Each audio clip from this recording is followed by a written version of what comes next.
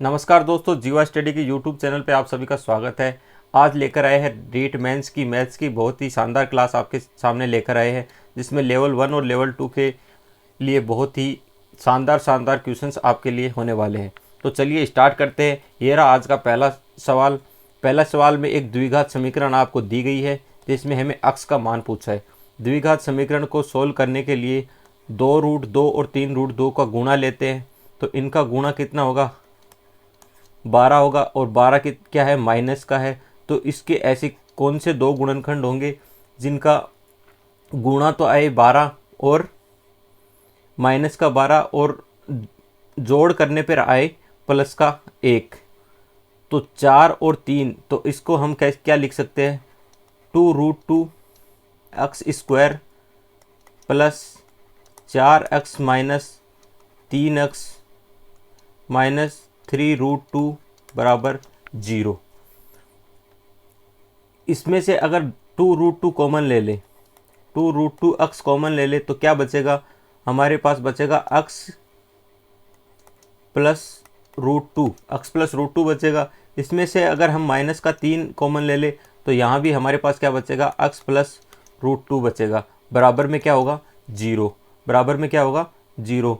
तो हमारे पास क्या क्या क्या बन गया, 2√2x माइनस 3 और 1 हो गया x प्लस √2 बराबर 0। तो हमारे पास x का मान क्या क्या आ गया, x का मान आ गया 3/2√2 और माइनस का √2। तो ऑप्शन नंबर बी हमारा क्या हो गया, सही उत्तर हो गया। ऐसे ऐसे ही सवाल आने वाले हैं, बहुत ही इजी है, तो इसको हम आसानी से कर सकते हैं। द्विघात समीकरण दिया गया है और द्विघात समीकरण को सोल्व करने का बहुत ही आसान तरीका है। अगला प्रश्न दिया गया है कि किसी आयत की लंबाई 20% बढ़ा दी जाती है। किसी आयत की लंबाई 20% बढ़ा दी जाती है और चौड़ाई 10% घटा दी जाती है। नए आयत का क्षेत्रफल मूल क्षेत्रफल से कितने प्रतिशत बदलेगा। मान लीजिए कि पहला एक आयत है, इसकी लंबाई और चौड़ाई दोनों 10-10 मान लेते हैं। आयत की लंबाई चौड़ाई दोनों बराबर हो सकती है, तो आयत की लंबाई और चौड़ाई 10-10 मान ली। अब इसमें बोला है कि लंबाई को 20% बढ़ा दिया। लंबाई को क्या किया, 20% बढ़ा दिया। तो 10 का 20% कितना होगा, 10 का 20% होगा 2। तो लंबाई को कितना कर दिया, 12 कर दिया।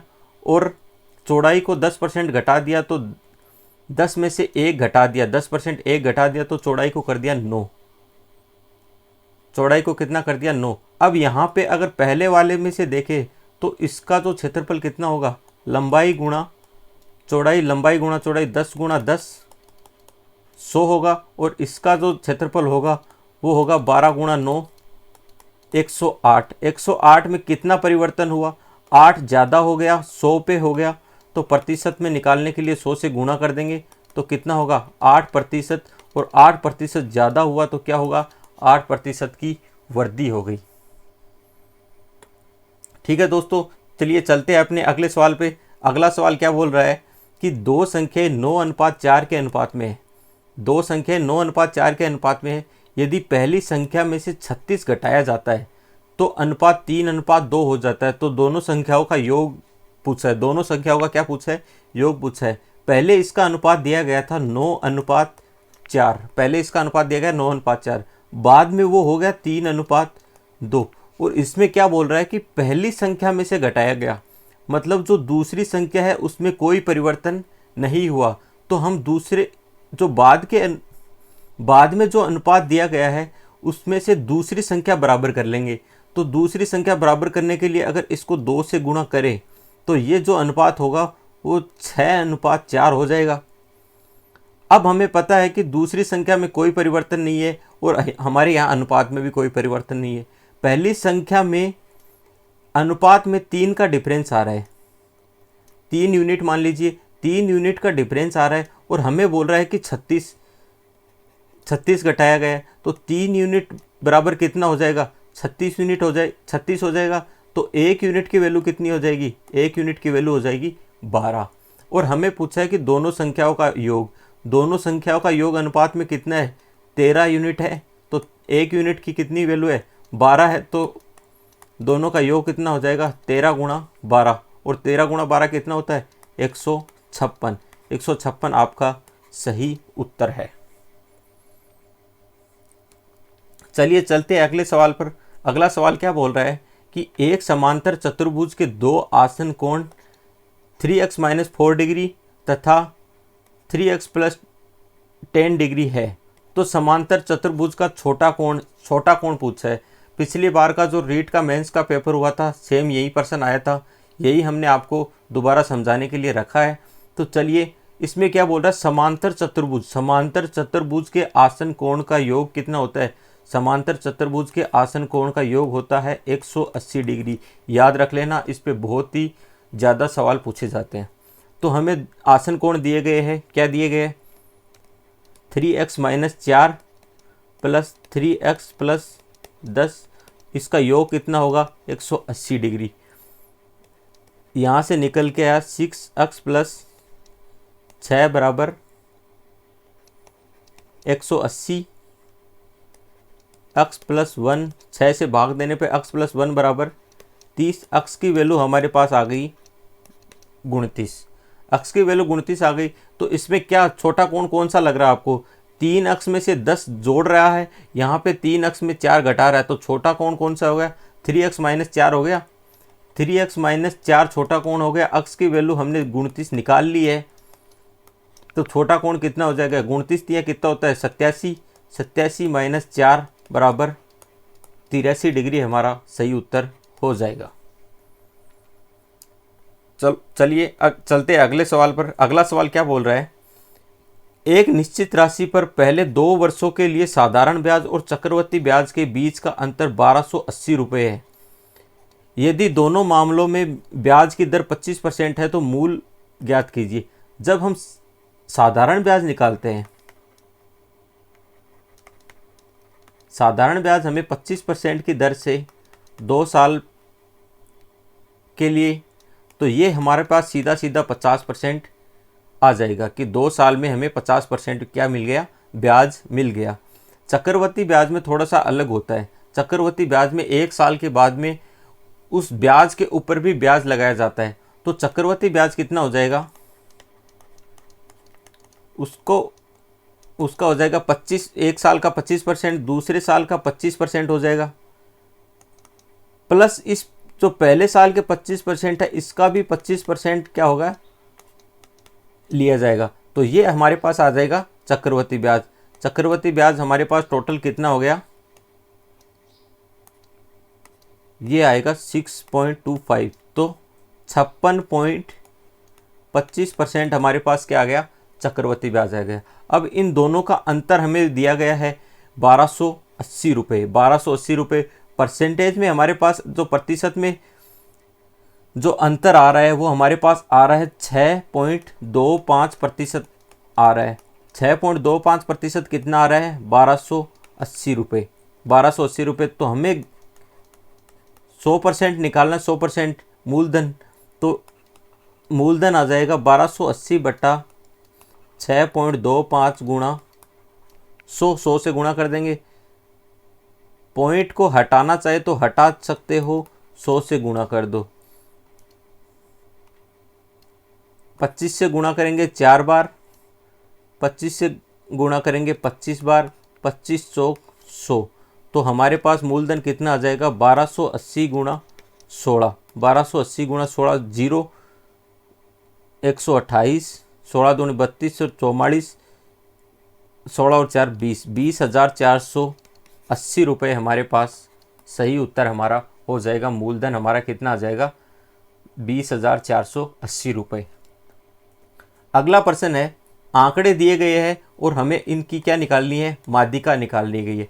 आंकड़े दिए गए 21, 32, 22, 34, 21, 32, 27, 28, 29, 32, 35, 35, 32, 37। हमें इसकी क्या निकालनी है, माध्यिका। माध्यिका निकालने के लिए जो जो आंकड़े दिए गए हैं ना, वो हमें सबसे पहले बढ़ते क्रम में लिख लेने हैं। बढ़ते क्रम में लिख लेंगे तो सबसे पहले क्या आएगा 21। 21 कितनी बार है, 2 बार है। 21, 21, 22, इसके बाद में क्या आएगा 22 के बाद में 27, 28, 29, 32, 32, 32, 32 हमें 4 बार दिखाई दे रहा है, 34, 35 और 37। अब हमें जो भी दो बीच की संख्या दो बीच की संख्या लेनी है, तो हमें बीच की संख्या क्या मिल रही है? 35 भी 2 बार आ रहा है, 35। तो बीच की संख्या हमें मिल रही है 32 और 32। तो हम बीच की संख्या दोनों को जोड़ के 2 का भाग देंगे, तो हमारे पास क्या निकल के आ जाएगी? माध्यिका निकल के आ जाएगी। माध्यिका कितनी आ जाएगी? 64/2 बराबर 32 हमारे पास इसकी क्या निकल के आ जाएगी?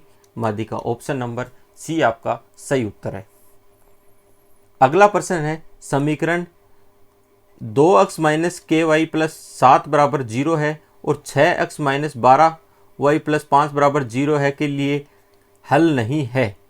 कोई भी हल नहीं है के लिए हमें अगर दो समीकरण दी गई है तो उसमें a1 बटा कोई भी मान ली दो समीकरण हमें दी गई है, a1x plus b1y plus c1 बराबर 0 और दूसरी हमें दी गई है a2x plus b2y plus c2 बराबर 0। अगर कोई भी हल नहीं है तो इसके लिए सीधा सा है कि a1 बटा a2 बराबर होना चाहिए b1 बटा b2 और वो बराबर नहीं होना चाहिए c1 बटा c2 के। तो हमारे पास इन दो समीकरण में a1 क्या आ रहा है? 2 बटा 6 बराबर माइनस के बटा माइनस 12, ये बराबर होना चाहिए, जिसके लिए के की एक वैल्यू निकलेगी, उसके लिए कोई भी हल नहीं होगा। तो के यहाँ पे कितना आ रहा है? 3 और 4। के की वैल्यू हमारे पास आ रही है सीधी सीधी 4 आ रही है, तो के बराबर 4 के लिए कोई भी हल नहीं होगा। ठीक है, चलते हैं अगले प्रश्न पर। अगला प्रश्न क्या बोल रहा है? यदि एक संख्या 8 की पावर 10 9 की पावर 7 गुणा 7 की पावर 8 के रूप में दी गई है, दी गई संख्या के अभाज्य गुणनफलों की संख्या पूछी गई है। अभाज्य गुणनफलों के लिए ये जो 8 और 9 इसको सबको अभाज्य संख्या के गुणनफल के रूप में लिखेंगे। तो 8 को हम अभाज्य के रूप में 2 की पावर 3 के रूप में लिख सकते हैं। तो 2 की पावर 3 की पावर कितनी हो जाएगी? 10। और 9 को हम 3 का स्क्वायर लिख सकते हैं। और 7 खुद में एक अभाज्य संख्या है। तो अब इसके टोटल अभाज्य गुणनफल कितने हो जाएंगे? 2 की पावर कितनी हो जाएगी? 30, 3 की पावर हो जाएगी 14 और 7 की पावर हो जाएगी 8। तो टोटल अभाज्य गुणनफलों की संख्या कितनी हो जाएगी? 30 प्लस 14 प्लस 8 बराबर 52 आपका सही उत्तर हो जाएगा। चलिए चलते अगले प्रश्न पर। अगला प्रश्न क्या बोल रहा है कि तीन संख्याओं का अनुपात दिया गया 2:3:4 और उनके घनों का योग दिया गया 21,384। तो सबसे छोटी और सबसे बड़ी संख्या हमें पूछी गई है। तीन संख्याओं का अनुपात मान लीजिए, तीन संख्या 2x, 3x और 4x, ये अनुपात दिया गया है। तो इसके घन करेंगे तो इसका घन हो जाएगा 8x क्यूब, 27x क्यूब और 64x क्यूब। इन घनों का हमें योग पता है, तो इनको अगर हम जोड़ देंगे तो हमारे पास कितना आएगा? 8x cube plus 27x cube plus 64x cube बराबर हमारे पास दिया गया है 21,384। तो ये अगर जोड़ने पे कितना आ रहा है? 7 4 11 और 8 19, 99x क्यूब हमारे पास आ रहा है। तो 99x क्यूब की वैल्यू कितनी आ रही है? 21,384। तो 11 से भाग देंगे 9 बार, 11 एकम 11, 1944 आ रहा है। 9 का भाग देंगे 2 1 और 6, 216। x क्यूब की वैल्यू आ रही है 216 और 216 किसका घन होता है? 6 का घन होता है। तो 6x की वैल्यू कितनी आ जाएगी? 6। अब हमारे पास x आ गया 6। सबसे छोटी संख्या हमें साफ साफ दिख रही है कि 2x है, तो x की वैल्यू 6 है, तो ये हो जाएगी 12। और सबसे बड़ी है वो 4x है, तो ये हो जाएगी 24। तो 12 सबसे छोटी संख्या हो जाएगी और 24 सबसे बड़ी हो जाएगी। ऑप्शन नंबर सी आपका सही उत्तर हो जाएगा। अगला प्रश्न क्या बोल रहा है कि 200 व्यक्तियों में से 90 लोग चाय पसंद करते हैं और 108 लोग कॉफ़ी पसंद करते हैं। 46 लोग चाय और कॉफ़ी दोनों पसंद करते हैं, तो कितने व्यक्तियों को न तो चाय पसंद है और न ही कॉफ़ी। हमारे पास टोटल कितने व्यक्ति है? टोटल व्यक्ति हमारे पास है 200। 200 में से अगर हम इसको वेन आरेख के रूप में देखें तो मान लीजिए ये तो चाय का हो गया और ये हो गया कॉफ़ी का। चाय और कॉफ़ी, तो इसमें टोटल कितने लोग दिए गए? इसमें 90 दिए गए हैं और इसमें दिए गए हैं 108। 108 में से 46 ऐसे लोग हैं जो चाय और कॉफ़ी दोनों पसंद करते हैं। तो ये जो है वो 46 है जो चाय और कॉफ़ी दोनों पसंद करते हैं। अब 90 में से 46 यहाँ आ गए तो बचे कितने? 44। 44 वो है जो अकेले चाय पसंद करते हैं। और 108 में से 46 तो ये यहाँ पर आ गए, तो अकेले कॉफ़ी पसंद करने वाले कितने बचेंगे? अकेले कॉफ़ी पसंद करने वाले बचेंगे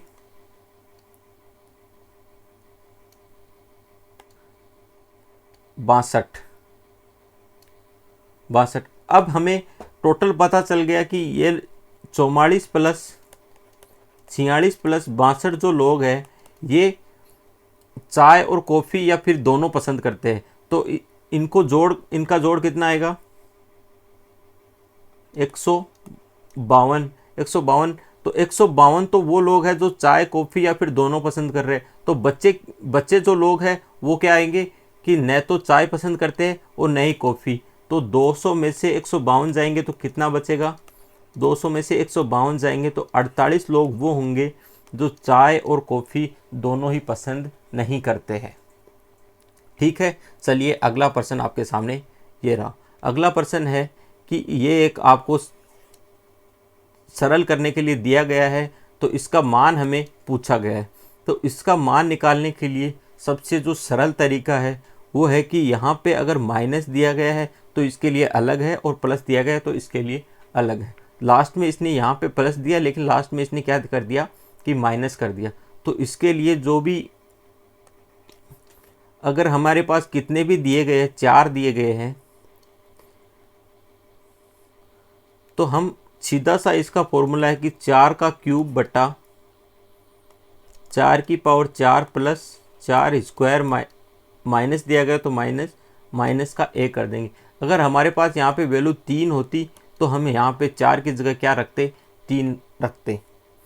अगर यहाँ पे 4 को 4 बार लिखा गया तो यहाँ पे 4 की पावर 4 है। अगर कम लिखा होता, ज़्यादा लिखा होता तो हम यहाँ पे ज़्यादा करते। तो इसको अगर सरल करने पे कितना आएगा? 4 की पावर 3 64, 4 की पावर 4 कितना हो जाएगा? 4 चौक 16, 6 चौक 24 और 1 25, 254 प्लस 16 माइनस 1, यही हो रहा है ना? 256। तो ये हमारे पास आ जाएगा 64/271। 64/271 आपका सही उत्तर हो जाएगा। अगला प्रश्न क्या बोल रहा है? एक विद्यार्थी ने विज्ञान विषय के 300 में से 32% अंक प्राप्त किए और साहित्य में उसे 200 अंक में से कितने प्रतिशत अंक प्राप्त करने होंगे ताकि उसे कुल 50% अंक मिले। सबसे आसान तरीका है कि एलिगेशन लगा देंगे। एलिगेशन लगाने का सही तरीका क्या है? 32% यहाँ पे, 50% दोनों का अगर मिक्सर दिया गया है तो 50% यहाँ, और ये हमें अक्स पूछा है। ये 32% तो इसने किस में किए?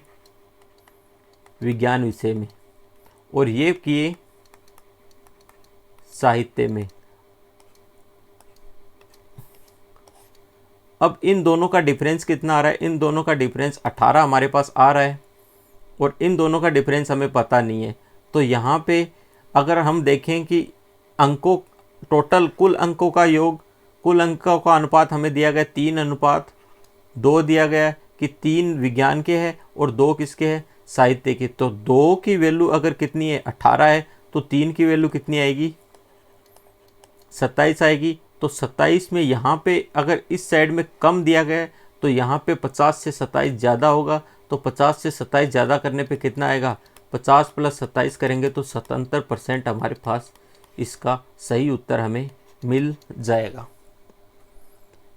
चलिए चलते अगले प्रश्न पर कि 50 विद्यार्थियों का औसत खर्च 455 रुपये है।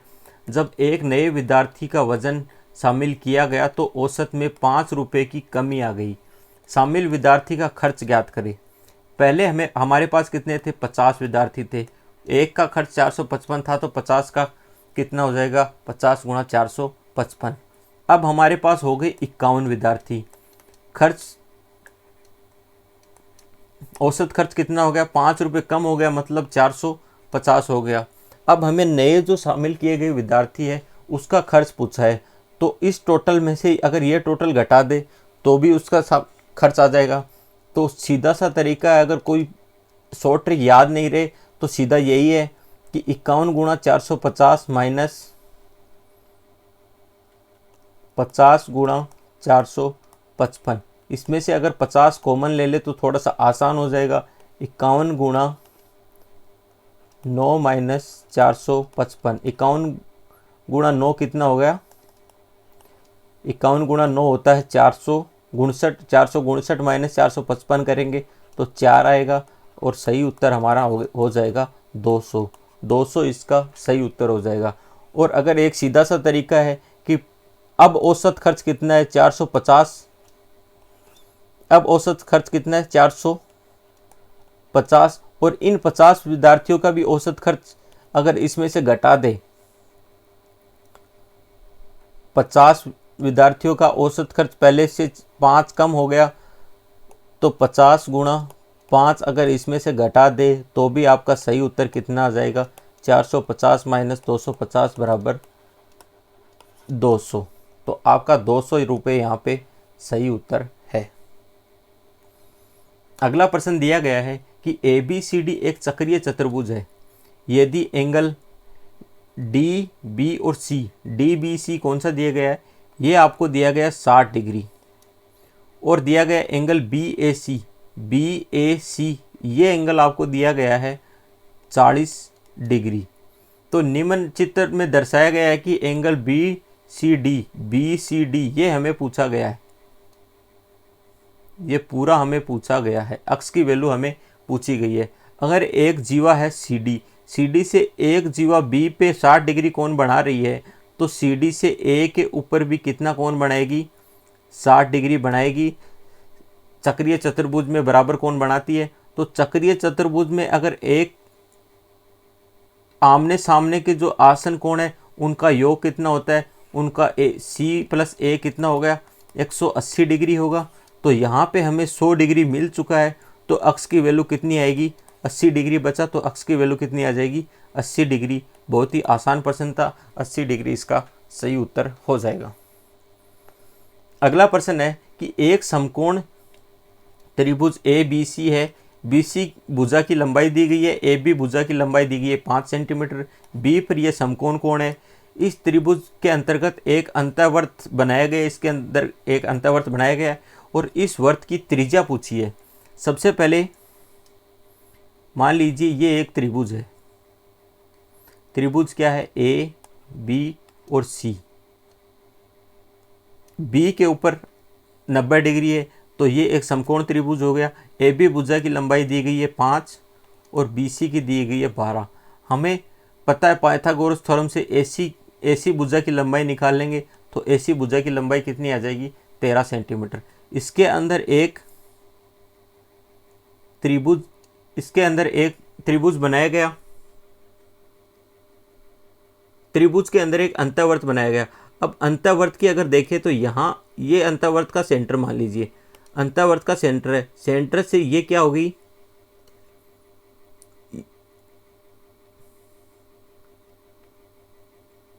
चलिए ये दोनों लंबाई कितनी हो गई, R इसकी रेडियस हो गई। तो ये अगर R है तो ये भी R होगा, आमने सामने की भुजा बराबर, और ये अगर R है तो ये भी R हो जाएगी। तो ये क्या बन गया, ये बन गया एक वर्ग बन गया। अब वर्ग बन गया, यहाँ पे R है। अब त्रिभुज में देखिए ये अगर R है, ये R है, तो ये कितनी आ गई, 5 माइनस आर, और ये भी कितनी बच गई 5 माइनस आर। ये अगर आर है तो ये कितनी बच गई 12 माइनस आर, और ये कितनी आ गई 12 माइनस आर। अब हमें पता है कि 5 minus R plus 12 minus R बराबर हमें दिया गया 13 सेंटीमीटर। तो 17 माइनस 2 आर बराबर 13, 2 आर बराबर 4, और आर की वैल्यू हमारे पास आ जाएगी 2 सेंटीमीटर। तो इस त्रिभुज की वर्त की त्रिज्या पूछी थी, आर रेडियस त्रिज्या आ गई हमारे पास 2 सेंटीमीटर। अगला प्रश्न है, एक ठोस बेलन जिसकी ऊंचाई 15 सेंटीमीटर और व्यास 16 सेंटीमीटर है में से समान ऊंचाई और समान व्यास का एक शंक्वाकार गुहा खोखला किया जाता है। एक शंकु उसमें से काट के निकाल लिया जाता है। तो शेष ठोस का कुल पृष्ठीय क्षेत्रफल पूछा है। मान लीजिए ये एक बेलन है, अब इसमें से एक शंक्वाकार निकाला जाता है। शंकु मान लीजिए एक काट के निकाल लिया जाता है, समान लंबाई का है।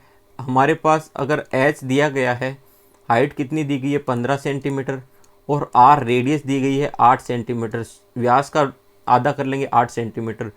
अब इसका कुल पृष्ठीय क्षेत्रफल पूछा है। कुल पृष्ठीय क्षेत्रफल में एक तो ये जो बेलन है, इस बेलन का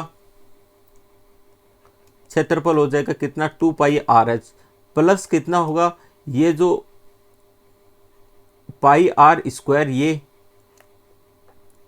पाई आर स्क्वायर इसके ऊपर नीचे का हो गया, और इसके बीच में से ये जो शंकु निकाला गया है इसका भी क्षेत्रफल होगा। तो इस क्षेत्र इसका कितना हो जाएगा पाई आर एल। एल इसकी स्लेंट हाइट कैसे निकालेंगे, एल बराबर H square plus R square. ये इसका फॉर्मूला होता है, सीधा सा फॉर्मूला याद रखने ही पड़ेंगे। तो एल हमारे पास कितना आ जाएगा 15 का स्क्वायर प्लस 8 का स्क्वायर, 225 प्लस 64, 225 प्लस 64 कितना हो जाएगा 289। एल हमारे पास निकल के आ गया 17। और अब इसमें से अगर पाई आर कॉमन ले लें तो 2h plus are plus L हमारे पास बच गया। तो इसको अगर सॉल्व करेंगे तो पाई आर की वैल्यू 8, 2h एच की वैल्यू 15, तो 2h 30 प्लस आर 8 है, और एल हमारे पास निकल के आया 17। तो ये टोटल कितना हो गया 55 गुणा 8 पाई हो गया। 55 गुणा 8 पाई मतलब 8 5 40, और 440 पाई सेंटीमीटर इसका सही उत्तर हो जाएगा। कुल पृष्ठीय क्षेत्रफल, सेंटीमीटर स्क्वायर होना चाहिए क्षेत्रफल, तो 440 पाई इसका सही उत्तर हो जाएगा। अगला प्रश्न क्या बोल रहा है, ये आज का हमारा अंतिम प्रश्न होने वाला है। क्लास कैसी लगी दोस्तों कमेंट करके ज़रूर बताना। आगे भी हम बहुत ही अच्छे प्रयास करने वाले हैं आपके लिए, तो आपका एक एक कमेंट हमारे लिए बहुत ही महत्वपूर्ण होने वाला है। तो अगला प्रश्न है कि x और y का अनुपात दिया गया है 2:5। तो हमें एक समीकरण बना दी कि इसका अनुपात हमें पूछा गया है। तो 3 गुणा x की वैल्यू हमें दी गई है 2 अनुपात में, तो 2 का स्क्वायर प्लस 5 गुणा 5 बट्टा 2 गुणा 2 प्लस 3 गुणा 5 का स्क्वायर, ये हमें पूछा गया है। बहुत ही आसान है, ये तो हर कोई कर ही देगा। ऐसे प्रश्न में भी अगर गलती करेंगे तो हम बहुत ही पीछे जा चुके हैं। 4 प्लस 75, 25 और 12 कितना 37 बट्टा 79 हमारा सही उत्तर हो गया। दोस्तों क्लास कैसी लगी कमेंट करके ज़रूर बताना। धन्यवाद। बने रहिए जीवा स्टडी के साथ।